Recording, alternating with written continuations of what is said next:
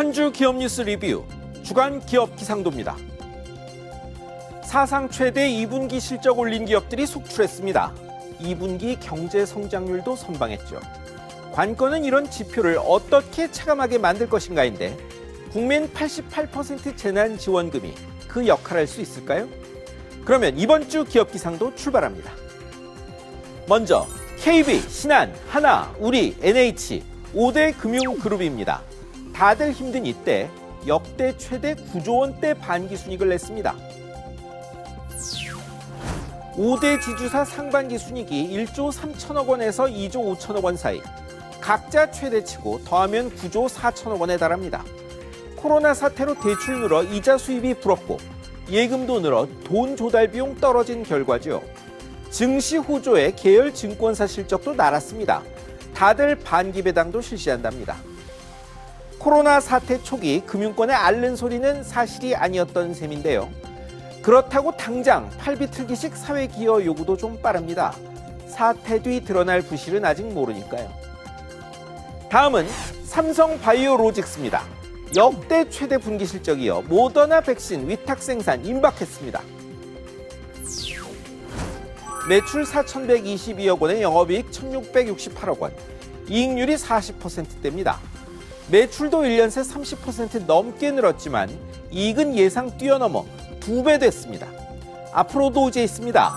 3분기 모더나 백신 생산 시작하고 내년엔 원료까지 만듭니다.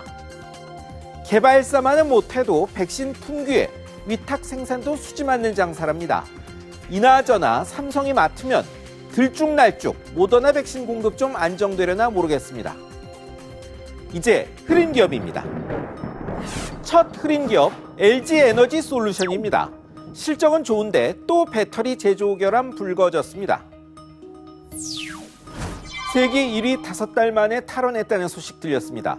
하지만 미국서 리콜한 GM의 대표 전기차 볼트의 또 불난 소식도 전해졌죠.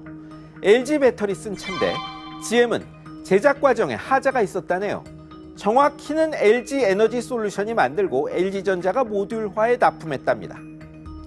최대 경쟁자 중국 CATL은 리튬이온 배터리보다 싼 나트륨이온 배터리 내놨습니다. 정부가 세금 깎아주고 현대차와 인도네시아 합작사 만든다는 소식이 있었지만 만만찮은 상황입니다. 이번엔 카카오뱅크인데요. 상장 공모에 거액이 몰렸습니다만 공모가가 너무 비싸다는 평가가 나왔습니다. 중복 청약 마가도 역대 5위 58조 원이 몰렸습니다. 하지만 이전 대여 상장 때와는 분위기가 좀 달랐습니다. 공모가 39,000원, 시가총액 18조 원의 근거가 없다며 목표가 24,000원에 매도 의견 제시한 BNK 증권 보고서가 눈길을 끌었고요. 시가총액 15조 원대가 적당하다는 메리츠 증권, 역시 고평가됐다는 유안타 증권 보고서도 있었습니다. 현재보다 미래를, 기술주는 성장성을 높게 보는 게 증시지만 경영 지표나 전망이 뒷받침 못한다는 게 이들의 평가인데요. 누구 말이 맞을지 상장 1년 후가 기대됩니다. 이번엔 삼성전자입니다. 중국의 스마트폰 공세가 거센데 안방서도 적수만 났습니다. 자국 시장 몫이 크긴 하지만 중국 샤오미가 2분기 세계 스마트폰 2위 올랐는데요. 점유율 17%로 1위 삼성과 단 2%포인트 차이입니다. 그런데 국내 시장서도 일 터졌습니다. 스마트폰 철수한 LG가 자사 베스트샵에서 아이폰 팔기로 한 겁니다.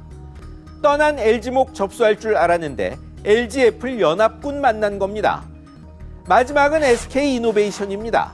LG와의 배터리 특허 소송 합의로 끝냈지만 여지는 계속됩니다. 2년간 수천억 원 소송비 쓰고 나라 망신이란 비난까지 샀던 양사의 전기차 배터리 소송. SK가 2조 원 물어주는 것으로 화해했지만 법은 그렇지 않았습니다. 경찰이 사건을 검찰에 송치할 예정이기 때문입니다. SK 임직원, 전 LG 직원까지 대상이 80여 명에 이릅니다. 민사소송 아닌 산업기술보호법 위반 사건이라 합의한다고 없던 일 안 되기 때문인데요. 최태원 회장님, 김준 사장님, 재판받을 임직원 처우가 어떨지 월급쟁이들이 지켜보고 있습니다. 50대 후반 이상 고령층이 평균 49세에 퇴직을 하는데 절반은 본의 아닌 퇴직이었고 73세까지는 일자리를 원한다는 통계 조사가 있었습니다. 일자리가 복지인 이 시대, 기업과 정부의 책임이 무겁습니다. 지금까지 주간 기업 기상도였습니다.